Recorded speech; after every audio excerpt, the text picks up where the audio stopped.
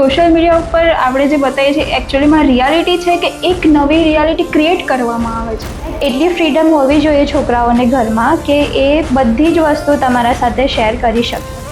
આપણાને જે રિયલ થઈ રહ્યું છે એ બી બતાવે છે અને જે નથી એ બી ક્રિએટ કરે છે. લાઈક એઆઈ પર્સનને મેન્ટલ ઇશ્યુઝ હેલ્થ ઇશ્યુઝ છે લાઈક સ્ટ્રેસ એન્ઝાયટી, અને જે પર્સન વધારે ઓવરથિંક કરે છે એમને રાત્રે ઊંઘ નથી આવતી સારી. જે બી તમારા મનમાં છે એ કહી દેવાનું, પછી એનું ગમે એ રિએક્શન આવે. મારા ઓપિનિયનમાં સ્ટ્રેસ અને એન્ઝાયટીને એટલું બધું હાઇપ ના કરી દેવું જોઈએ. It's just a normal emotion.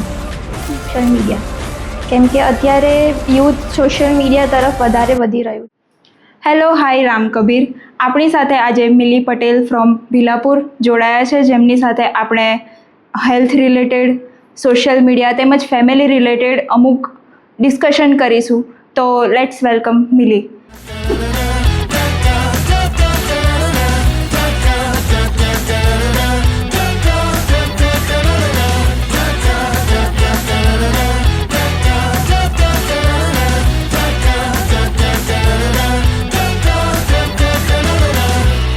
Hello everyone, મારું નામ મિલી પટેલ છે.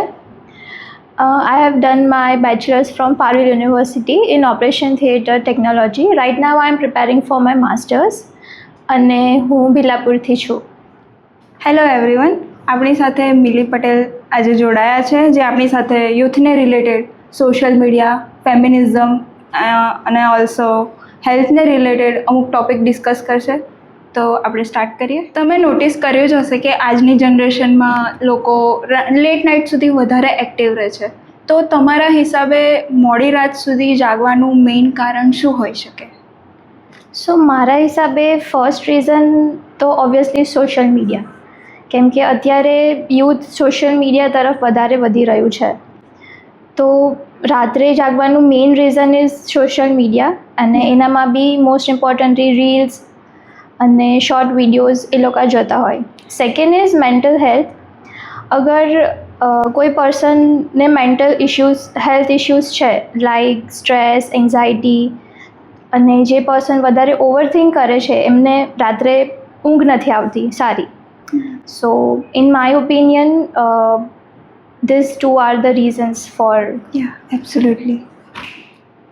એઝ પર તમે કીધું કે અત્યારની જનરેશનમાં સ્ટ્રેસ એન્ઝાયટી વધારે જોવા મળે છે.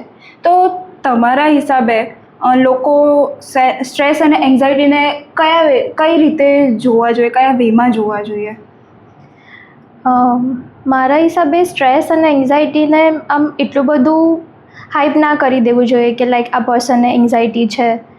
એન્ઝાયટી એન્ડ સ્ટ્રેસ નોર્મલ વસ્તુ છે, બધા પર્સનને થાય. ઇટ ડિપેન્ડ્સ અપોન તમારા ઇમોશન્સ ઓર કે તમે કેવી રીતે કોઈની સાથે વાત કરો છો, કાં તો તમે કોઈ વાત શેર નથી કરી શકતા, એના લીધે બી એન્ઝાયટી થાય અમુક વાર.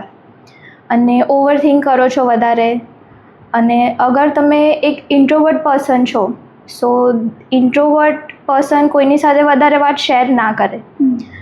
સો મારા ઓપિનિયનમાં સ્ટ્રેસ અને એન્ઝાયટીને એટલું બધું હાઇપ ના કરી દેવું જોઈએ. It's just a normal emotion.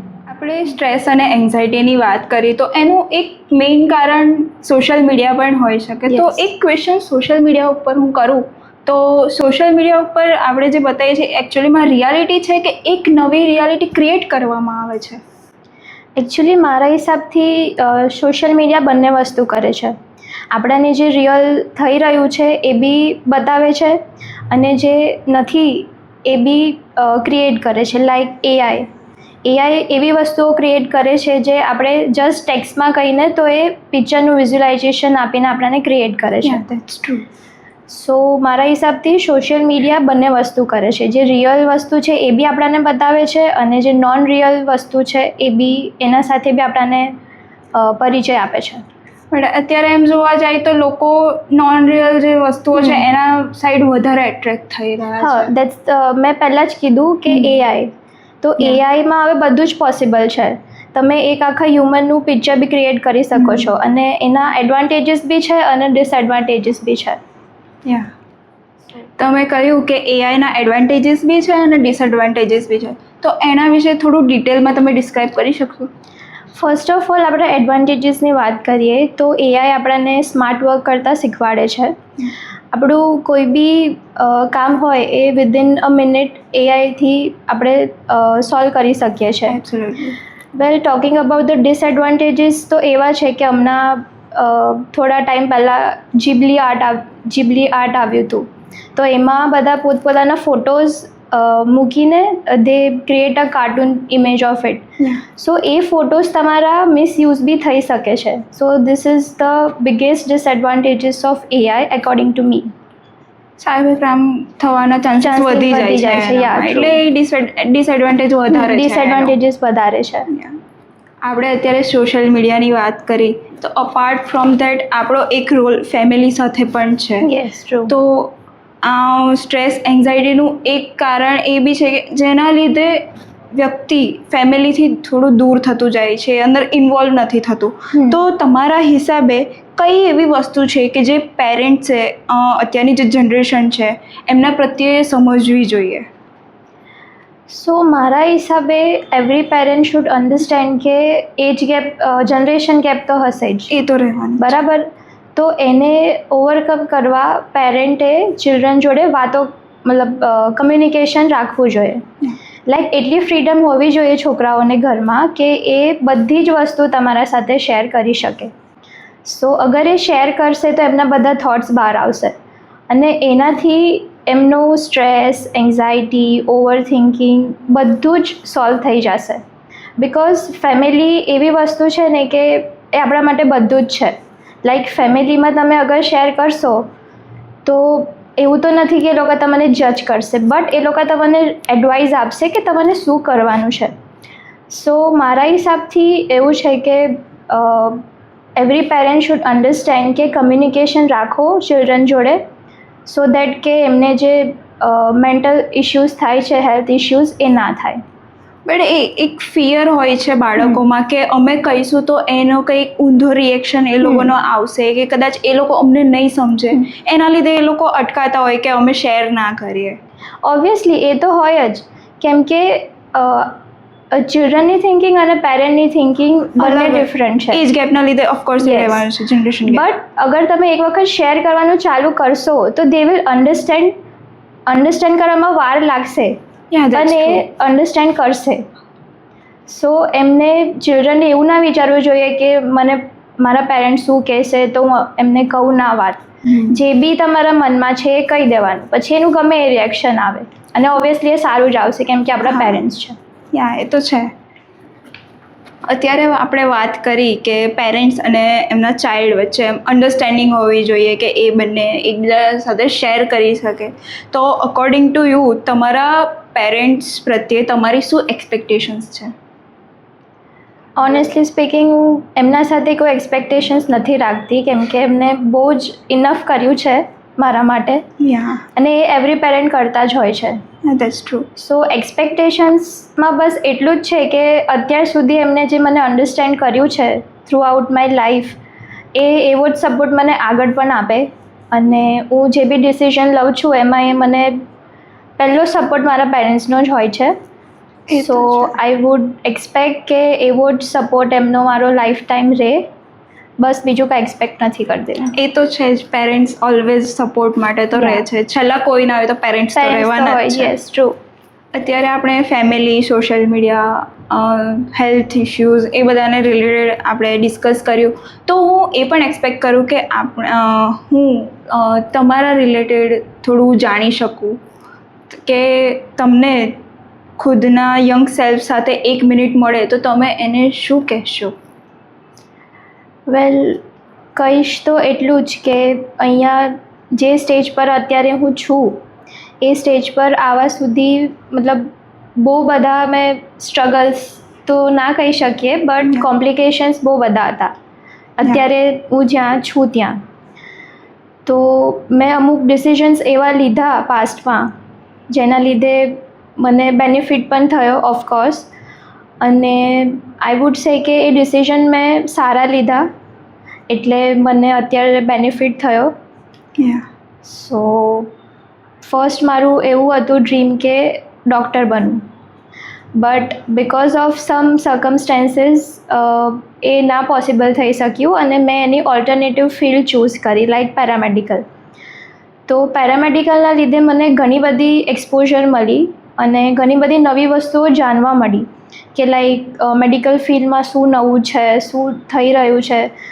સો મને એવું લાગે છે કે મેં એ ડિસિઝન લીધું તો મારું 70% જે મારું ડ્રીમ હતું ડૉક્ટર બનવાનું એ કમ્પ્લીટ થઈ ગયું છે. અને આગળ મારા ફ્યુચર ગોલ્સમાં બી એ જ છે કે કોઈ સારી રેપ્યુટેડ હોસ્પિટલમાં એક સારી સારી પોસ્ટ હોય. After all everything happens for a reason. Yes. એના પાછળ બી એક રીઝન હશે કે તમારાથી ડોક્ટરી ના જોઈન કરાય. સો દેટ્સ ગુડ કે તમે ખુશ છો એ વસ્તુના લીધે કે તમે તમારા ડ્રીમમાં. મેં જે બી ડિસિઝન્સ લીધા છે અત્યાર સુધી એમાં હું હેપી છું. That's nice. યસ.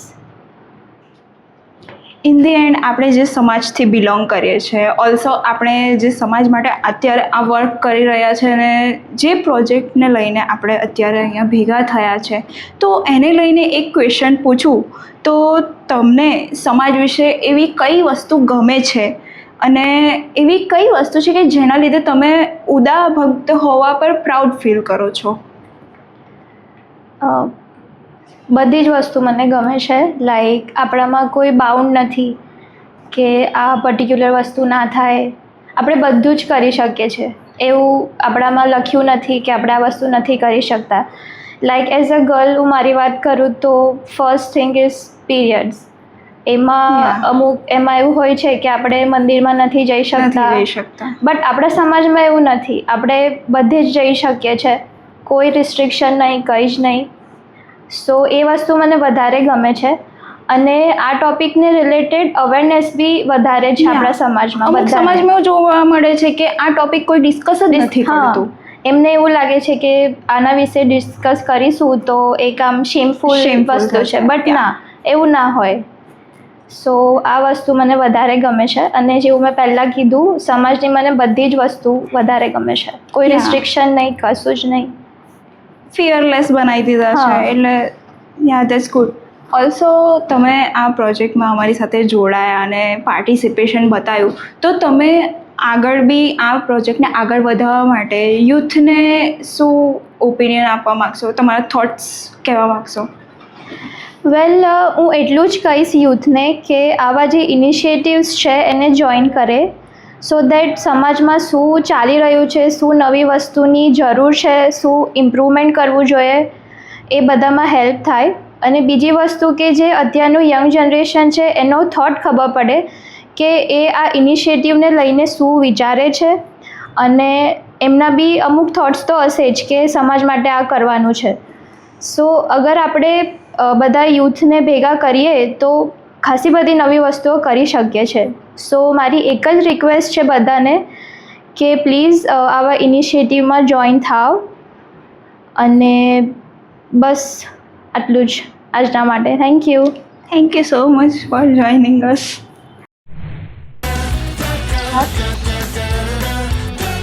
રાત્રે જાગવાનું કારણ શું છે?